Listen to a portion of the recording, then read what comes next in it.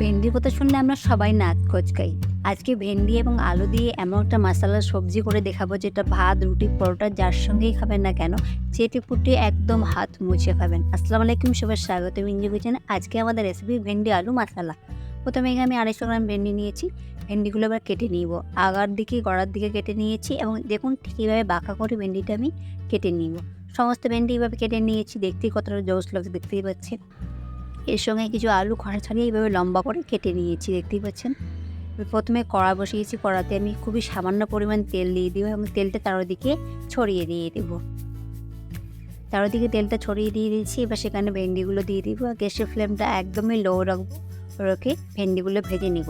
এখানে ভেন্ডিগুলো 90% ভেজে নেবো, 90% কুক করে নিতে হবে। একটু হলুদ গুঁড়ো এবং একটু কাশ্মীরি লঙ্কা গুঁড়ো দিলাম যাতে কালারটা ডিসকালার না হয়ে যায় এবং ভেন্ডির কালারটা একই রকমই থাকে। কিছুক্ষণের মধ্যে দেখবেন যে ভেন্ডি থেকে একটু কালারটা হালকা চেঞ্জ হবে, ওই পর্যায়ে দেবেন নামিয়ে নেবেন এবং চেক করে দেখবেন যে 90% সেদ্ধ হয়েছে কিনা। এই যে ভেন্ডি আমার 90% সেদ্ধ হয়ে গেছে, তুলে নিয়েছি।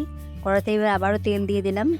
তেল ভালো মতো গরম হয়ে গেলে সেখানে দিয়ে দেবো সরিষে, গোটা জিরে এবং পাঁচফোড়ন। সেটা দিয়ে খুব ভালো মতো মিশিয়ে নাড়িয়ে নিয়ে নেব। কিছুক্ষণ ভালো মতো এটা ভেজে নিয়ে নিতে হবে। কিছুক্ষণ ভালো মতো আমি এখানে ভেজে নিয়েছি। এবার দিয়ে দেবো কেটে রাখা পেঁয়াজ কুচি।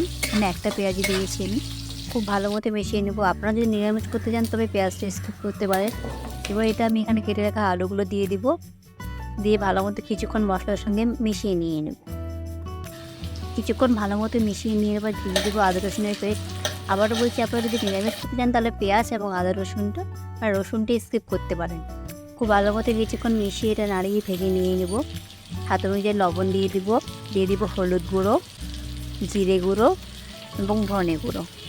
কাশ্মীরি লঙ্কা গুঁড়ো দিলাম একটু, আর একটু ঝালের জন্য আমি লাল লঙ্কার গুঁড়ো দিয়ে দিলাম। খুব ভালো মতো সমস্ত কিছু মিশিয়ে নিয়ে নেব। এখানে কিন্তু কোনো জল দেওয়া যাবে না, এই রেসিপিতে কোনো প্রকারের জল ইউজ করা যাবে না। গ্যাসের ফ্লেমটা একদম লো রেখে এটা ঢাকনা দিয়ে রান্না করে নিতে হবে। 1 মিনিট ঢাকনা দিয়ে রান্না করে নেওয়ার পর এবার কেটে রাখা টমেটো দিয়ে দেবো। টমেটোগুলো আলুর মতো লম্বা করে কেটে নিয়েছি।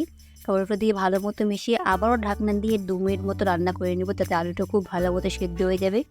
এই যে আলু সেদ্ধ হয়েছে, টমেটো সেদ্ধ হয়েছে, এবার ভেজে রাখা ভেন্ডিগুলো দিয়ে দিলাম।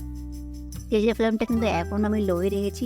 পুরো রান্নাটা গ্যাসের ফ্লেমটা লোয়ে রেখে করতে হবে এবং কোনো প্রকার জল ইউজ করা যাবে না। খুব ভালো মতো সমস্ত সঙ্গে মিশিয়ে নিয়ে ঢাকনা দিয়ে আমি এটা আরও 2 মিনিট রান্না করে নিয়ে নেব।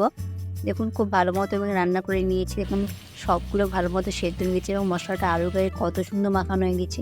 এবার গ্যাসের ফ্লেম বন্ধ করে নামিয়ে নিব। রুটির সঙ্গে গরম গরম সার্ভ করে দিবেন, এতটা দুর্দান্ত খেতে হয়। দেখুন পুরো আলুর গায়ে মশলা লেগে আসে দেখতেই পাচ্ছেন এবং ভেন্ডির কালারটাও সেম একই রয়েছে। ভিডিওটি ভালো লাগলে লাইক করবেন, শেয়ার করবেন, চ্যানেলটি সাবস্ক্রাইব করতে একদমই ভুলবেন না। ফেসবুক থেকে দেখে থাকলে ফলো করে দিয়ে দেবেন। আজকের মতো এখানেই দেখা হবে নতুন একটি ভিডিওতে। ভালো থাকবে।